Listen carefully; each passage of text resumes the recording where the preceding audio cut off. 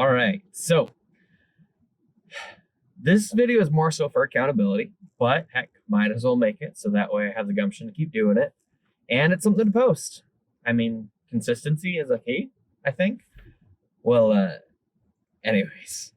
So with trying to become a better realtor in any way, shape, and form, the best thing is always to create habits and to create reasons for doing things. So one way that I am trying to improve at being a realtor is by following the Track program. Track is from the Locker Room, and pretty much it's more or less a guidebook. More or less it's just a path to try and instill good habits, to find people, to help people out, and to identify why you're doing what you do. So I'm going to be making probably a few videos for my own accountability's sake, talking about what's important to me, why I'm doing things, or whatever it gives me prompts. Pretty much talking about those prompts because it's content, but more so because it's an opportunity for me to vocalize what I want so I can look back at it at a later date and review, the reason I started doing things or what's important to me. So today, the big topic is determining your big why. So it's going to ask a bunch of questions, which I'll try and pontificate. I'll try and talk about and see where it gets us. First question, what are you most passionate about? Now, let's talk about life in general. So, what am I most passionate about?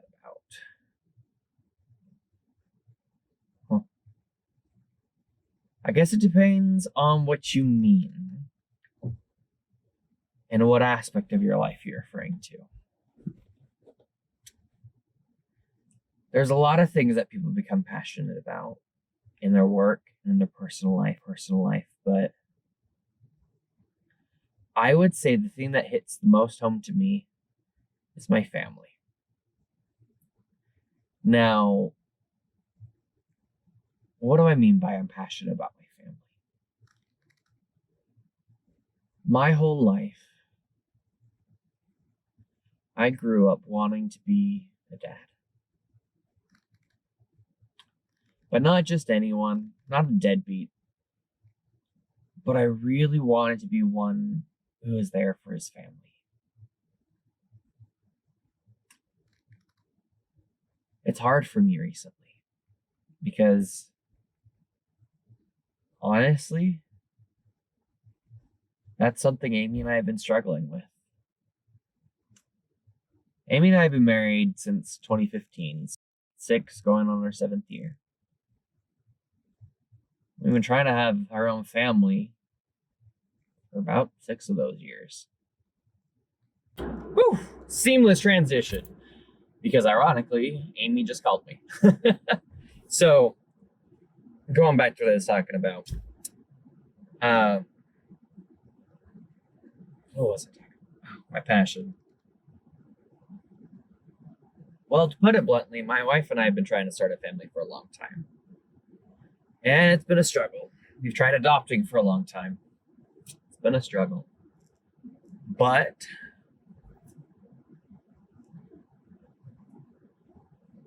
what I'm most passionate about is my family. That's something I've bled for. That's something I've strived for my entire life, to be honest. It's something that I honestly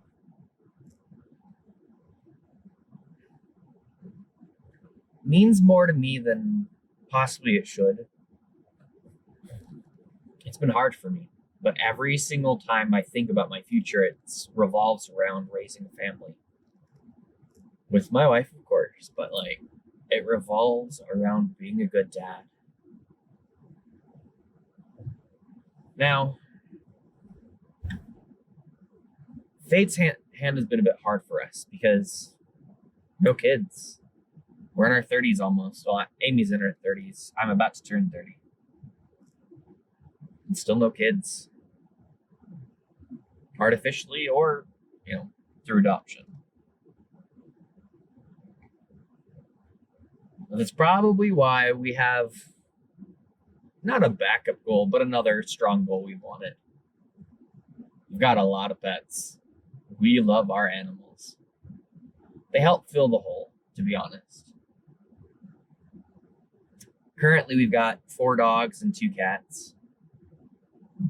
We took in another dog this week, but it's temporary. We're planning on finding it a home. Been working all week trying to help it find a shelter to go to, but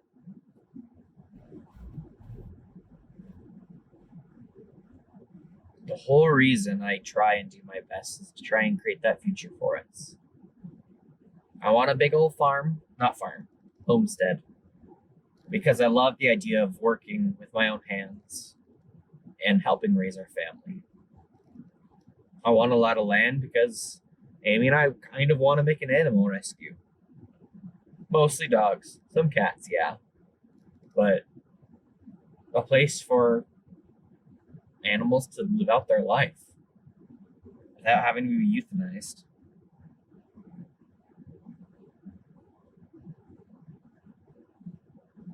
But I'm passionate about taking care of those around me, those that I love. Those are my family and those are my pack. So, answer question 1. 2, what is your driving motivation to begin a career in real estate? Yeah. The main reason, ironically, why I want to switch over to real estate, as opposed to being a property manager, was the flexibility of hours and working from home. Again, we are trying to have a family. Amy enjoys teaching. She enjoys being a teacher full time. She doesn't plan on quitting. She doesn't want to quit. And I want to build up real estate. I want to own my own property, and I want to help people buy and sell their own property. And so it made sense for me to make the transition to be in preparation to hopefully having our own family, to start building up a career path where I could be a stay-at-home dad, where I could work around having children. Putting all our eggs in our own basket for having our family, because that's our priority. Both of our priority. And real estate is a bit of a means to an end for that. But also, being a realtor is a great opportunity for me to do things that I do enjoy. Amy and I, we own 2 duplexes. We're living in one of them. But we enjoy it. It's fun. It's great creating relationships with our residents. It's great talking with them and learning about their lives, about their pets, about talking with them. And financially, it's pretty awesome. Pays really well. Now, it's a lot of work, but it's worth it.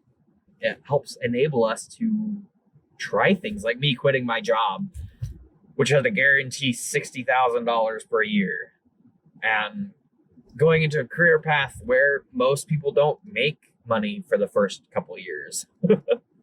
But that's what we do. What will it mean to you when you've achieved your goal in real estate? That one's actually pretty easy for me. I do not want to feel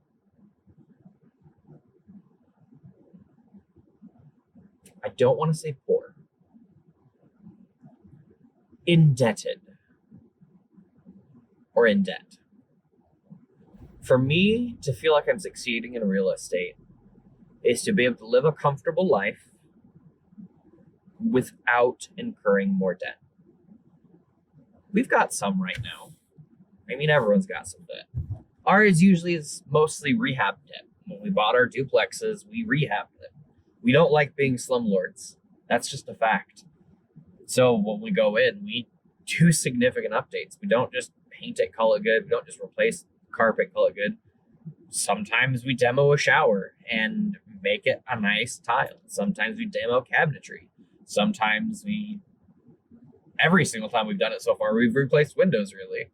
It's an investment. because it helps people enjoy where they live. And are we going to recoup those costs? Eventually. The amount of money I'm putting into our rehabs, is it logical in terms of dollars per investment? No. Honestly, the best thing we could do is clean it up and then just re-rent it. But Amy's pretty strong on one point. She's not comfortable renting out a place that she wouldn't be comfortable living in. And as such, we tend to rehab pretty well. And that incurs a lot of debt. And so when I've succeeded in real estate is when we've paid off all our debt and can live comfortably. Hopefully in a large home. Hopefully with a large yard for our dogs. Hopefully a couple acres. But I would say that's when I would say I succeeded in real estate. What would be, or how will your life be different when real estate is funding your perfect life? For me personally, my life won't be too much different. And that's because I'm blessed to have Amy. Amy works so that way she covers pretty much all of our costs. Now, my goal though, was to live in a world where my real estate covers all of our costs. And Amy works just for pleasure. The reason being is psychological. Anyone can quit their job whenever they want. They just got to live with the consequences. And if you're not comfortable with the consequences required for something, it creates a lot of stress. If Amy were to quit her job right now, we'd have a whole lot of stress. A whole lot of stress. But we could do it. But because of that, when Amy is overwhelmed at work, she has to push through it saying, I have to do this, otherwise it'll be worse. And though it's effective, though it gets the job done, though it helps her get her work done, it's a strain on her emotionally. And so I would love to get real estate to the position where she could say, if I'm overwhelmed or if I'm not finding joy in this, I can quit. I want to get her to the position where she feels like she's working only because she wants to, not because she has to. And knowing her, she'll never quit, no matter what she does. She enjoys being with her students. But the reason I say that is it's a mind shift. It changes how you perceive your days. It changes how you perceive your problems because you're choosing to because you want to. And because you want to, you have the power to push through it. And it doesn't overwhelm you, as opposed to, I have to do it, so let's push through it no matter how I feel. That's just me. What opportunities could open up for you when you realize your fullest potential? Well, in the long run, when things go well, like I said, I want to own a large-ish house. I'm not talking about mansion. 2,000 square foot would be amazing. 4 bedrooms, 5 bedrooms. Because eventually we do want to have kids. Someday that'll happen. But we want a lot of land. The main opportunity that could open up is when Amy's working only for fun, ideally, and when eventually I'm selling enough property, or I've purchased enough of my own property to effectively have money to spare,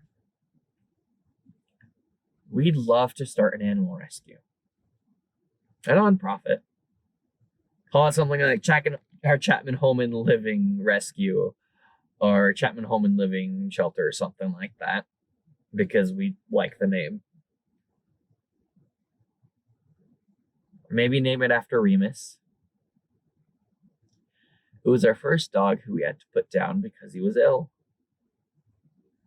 And started it all for us. But we want to give back to people. And when I say people, I don't just mean humans. There are too many creatures on God's green earth out there who are in need, who are loved, or who are troubled, who need a home, who need to get off the street, who need to not fear for their life or be nothing but skin and bones. And that's our long-term goal. Have a family, have a lot of land, and start a rescue.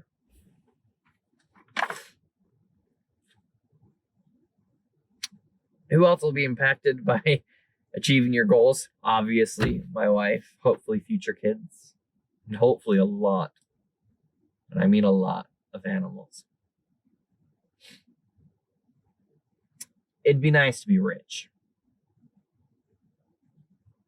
But all I need is what's keeping me alive. All I need is food on my table. I don't need fancy stuff. I don't drink. I don't need drugs. I don't need mansions. I don't need fancy cars. Heck, both of our cars are really old. Amy's driving a Pilot from, I think, 2007. Mine's newer. It's a 2012 Prius, but that's because we got it for the gas mileage. And we're happy, more than happy with what we have. We don't need more.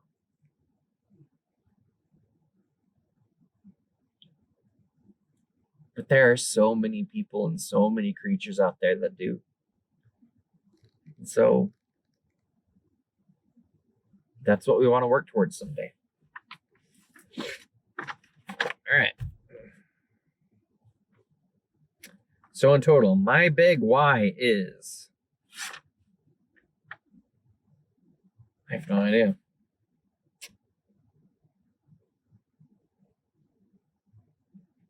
My big why do I do real estate? Is to enable those I love and those whom I can come to love to live a better life. All right, so my dang phone keeps overheating. And so keeps dying mid-video. It's like the 5th time that's happened. You just keep starting over, but I'm just going to finish this up.